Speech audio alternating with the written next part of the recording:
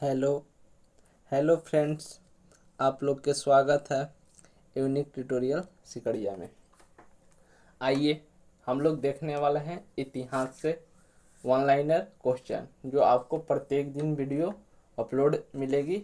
ठीक है, तो देखिए हम लोग वन लाइनर देखेंगे। पहले प्राचीन भारतीय इतिहास का स्रोत, उसके बाद हम लोग इसका सेट प्रैक्टिस भी करेंगे। तो हम लोग प्राचीन भारतीय इतिहास के स्रोत में वन लाइनर जितना है उतना कर लेंगे। उसके बाद हम लोग हड़प्पा सिंधु सभ्यता और सैंधव सभ्यता के बारे में पढ़ेंगे। उसके बाद वैदिक संस्कृति एवं सभ्यता के बारे में पढ़ें। इस प्रकार से हम लोग को जो सिलेबस है उसको क्या कर दिया जाएगा, डाल दिया जाएगा। तो आइए हम लोग देखते हैं। देखिए बोलता है क्या है कि भारतीय इतिहास को अध्ययन की दृष्टि से तीन भागों में बांटा गया है। पहला, देखिए भारतीय इतिहास को पढ़ने के लिए हम लोग पहला किस में पढ़ते हैं, प्राचीन भारत। दूसरा मध्यकालीन भारत और तीसरा आधुनिक भारत। ठीक है, तो हम लोग जो है तीन भाग में देखेंगे। तो हम लोग आज देखने वाले हैं प्राचीन भारत को। किसको? प्राचीन भारत को। ठीक है, तो हम लोग प्राचीन भारत के इतिहास के स्रोत के बारे में जानेंगे। ठीक है, तो हम लोग देखिए प्राचीन भारतीय इतिहास के स्रोत। तब प्राचीन भारतीय इतिहास के स्रोत में क्या बोलता है कि प्राचीन भारतीय इतिहास के अध्ययन कितने स्रोत में हुए हैं, मतलब कितने स्रोत हैं प्राचीन भारतीय इतिहास के। तो कितना बोलना है? तीन। कितना? तीन। तब क्वेश्चन आपसे पूछेगा कि प्राचीन भारतीय इतिहास के अध्ययन कितने स्रोत हैं, तो बोलेंगे तीन। कौन कौन? तो नाम भी बोल देना है। पुरातात्विक स्रोत, दूसरा साहित्यिक स्रोत, एवं तीसरा क्या हो जाएगा, विदेशियों के वृत्तांत। विदेशियों के वृत्तांत। ठीक है, उसके बाद आइए बोलता है कि पुरातात्विक स्रोत किसको बोलेंगे। तो पुरातात्विक स्रोत हम लोग किसको बोलेंगे? प्राचीन भारत के इतिहास जानने के सबसे मुख्य स्रोत क्या है, मतलब जो प्राचीन मतलब पुराने भारत के इतिहास हम लोग किस में जान सकते हैं? तो पुरातात्विक स्रोत में। किस में? पुरातात्विक स्रोत में, याद रखिएगा। ठीक है, चलिए तो उसके बाद हम लोग देखते हैं थर्ड लाइनर में क्या बोलता है। पुरातात्विक स्रोत के अंतर्गत सबसे प्रमाणिक स्रोत क्या है? क्या है? अभिलेख। क्या है? अभिलेख। अभिलेख उसको कहते हैं जो शिल पत्थर पर मिलता है, लिखा पढ़ा, उसी को बोलते हैं क्या, मतलब पुरानी जो सभ्यता मिलता है उसी को बोलते हैं पुरातात्विक स्रोत। पुरातात्विक स्रोत मतलब प्रमाणिक स्रोत किसको बोलेंगे? अभिलेख। तो अभिलेख उसको बोलेंगे जो पत्थर इस सब पर जो रहेगा लिखा हुआ, मतलब उसी को बोलेंगे अभिलेख। ठीक है, आइए अभिलेख कितने प्रकार के हैं। तो अभिलेख कितने प्रकार के हैं? अभिलेख दो प्रकार के, एक सरकारी अभिलेख और दूसरा निजी अभिलेख बोलेंगे। क्या बोलेंगे? एक सरकारी अभिलेख और दूसरा निजी अभिलेख। ठीक है, आइए हम लोग देखते हैं क्वेश्चन नंबर आगे। बोलता है कि विश्व के सबसे प्राचीन अभिलेख कहाँ से प्राप्त किए गए हैं, मतलब विश्व के सबसे प्राचीन अभिलेख कहाँ से, मतलब सबसे ज़्यादा पुराना अभिलेख, मतलब लिखा पत्थर पर ये सब जो मिला है, कहाँ से मिला है? तो वह मिला है एशिया माइनर के बोगज कोई नामक स्थान से। कहाँ पर बोल सकते हैं? बोगजकोई नामक स्थान से। ठीक है, तो याद रखिएगा एशिया माइनर के बोगजकोई नामक स्थान से विश्व के सबसे प्राचीन अभिलेख कहाँ से प्राप्त हुए हैं?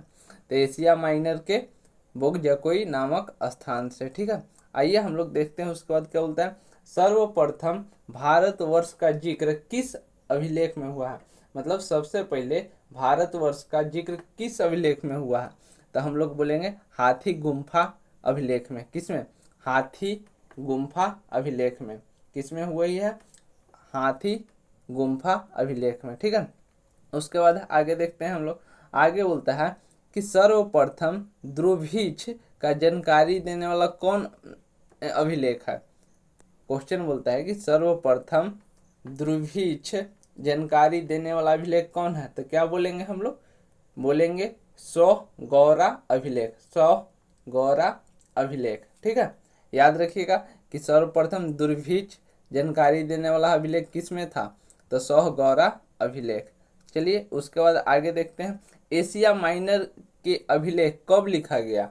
एशिया माइनर के जो अभिलेख मिला था सबसे, तो वह कब मतलब लिखा गया? तो 1400 ईसा पूर्व। 1400 ईसा पूर्व। ठीक है, आइए उसके बाद देखते हैं एशिया माइनर के अभिलेख में किन भारतीय देवता के नाम मिले हैं।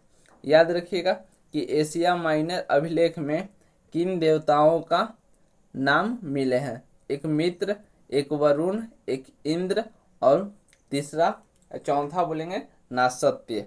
ठीक है, एशिया माइनर के अभिलेख में किन किन भारतीय देवता के नाम मिले हैं, तो मित्र, वरुण, इंद्र और नासत्य। ठीक है, उसके बाद है ये हम लोग देखते हैं आगे। तो ईरान के सम्राट मतलब राजा दारा प्रथम के द्वारा पर्सिपोलिस एवं बेही अस्तून का अभिलेख कब लिखवाया गया। याद रखिएगा, ईरान के सम्राट दारा प्रथम के द्वारा पर्सिपोलिस एवं बेही अस्तून अभिलेख कब लिखवाया गया। तो याद रखिएगा 6ठी शताब्दी ईसा पूर्व में। 6ठी शताब्दी ईसा पूर्व में किसको लिखवाया गया था, पर्सिपोलिस और बेही अस्तून का अभिलेख लिखवाया गया था। उसके बाद ये बोलता है क्या कि पर्सिपोलिस एवं बेही अस्तून अभिलेख में भारत के किस प्रांत को जीतने के साक्ष्य मिले। पर्सिपोलिस और बेही अस्तून में जो अभिलेख मिला था, तब भारत के किस प्रांत को जीतने का साक्ष्य मिला था, तो सिंध प्रांत। कौन सा प्रांत, सिंध प्रांत के। ठीक है, उसके बाद आगे आइए, भारत में सबसे प्राचीन अभिलेख कहाँ से प्राप्त हुए हैं। क्वेश्चन एग्जाम में पूछा भी है, भारत में सबसे प्राचीन अभिलेख कहाँ से प्राप्त हुए हैं। तो याद रखिएगा सिंधु घाटी सभ्यता से। भारत में सबसे प्राचीन अभिलेख कहाँ से प्राप्त हुए, सिंधु घाटी सभ्यता से। उसके बाद है ये आगे बोलता है कि सिंधु घाटी के अभिलेख किस प्रकार के लिपि में, यहाँ पर है सिंधु घाटी के अभिलेख किस प्रकार लिखी गई थी। सिंधु घाटी के अभिलेख किस पर लिखी गई थी, तो मिट्टी के बर्तन में मोहरों पर। तो याद रखिएगा सिंधु घाटी के अभिलेख किस पर लिखी गई थी, तो मिट्टी के बर्तन और मोहरों पर। उसके बाद क्या बोलता है कि सिंधु घाटी के अभिलेख किस प्रकार की लिपि में लिखी गई थी, तो भाव चित्रात्मक, मतलब चित्र के द्वारा प्रदर्शित किया गया था, उसी को बोलते हैं भाव चित्रात्मक। उसके बाद आइए बोलता है मौर्य काल के अभिलेख को सर्वप्रथम किसने पढ़ा। तो मौर्य काल था जो अभिलेख को किसने पढ़ा था, तो याद रखिएगा जेम्स प्रिंस सेप।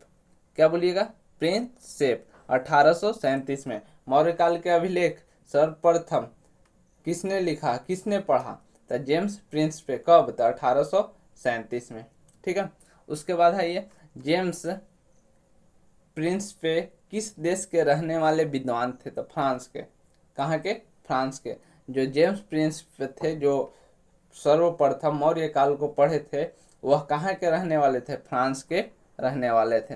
उसके बाद है ये अशोक ने अपने अभिलेख पर किस किस लिपि का प्रयोग किया। अशोक ने अपने अभिलेख पर किस किस लिपि का प्रयोग किया, तो याद रखिए ब्राह्मा लिपि, खरोष्टी लिपि, आरमेइक लिपि एवं यूनानी लिपि।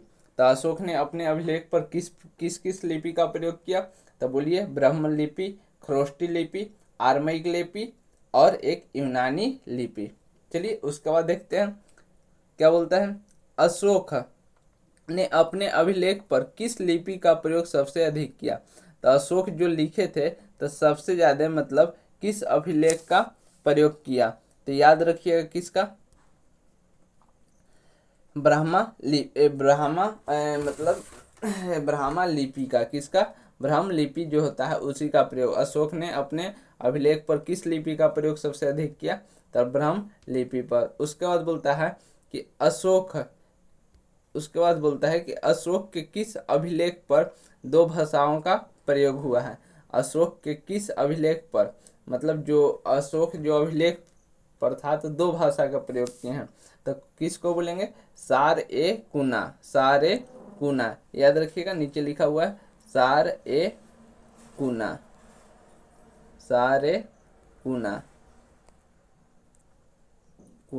इस प्रकार से। ठीक है, सारे कुना। पोस्ट में क्या लिखा हुआ है, कंधार। क्या बोलेंगे, कंधार सीधे। अशोक के किस अभिलेख पर 2 भाषाओं का प्रयोग हुआ है त कंधार। यह आपका पार्ट 1 था ऑनलाइन, कल इसका पार्ट 2 आएगा। ठीक है, और जो नए हैं चैनल को सब्सक्राइब कर लीजिए, प्रतिदिन वीडियो इस तरह से आपको मिलेंगे। ठीक है, थैंक्स।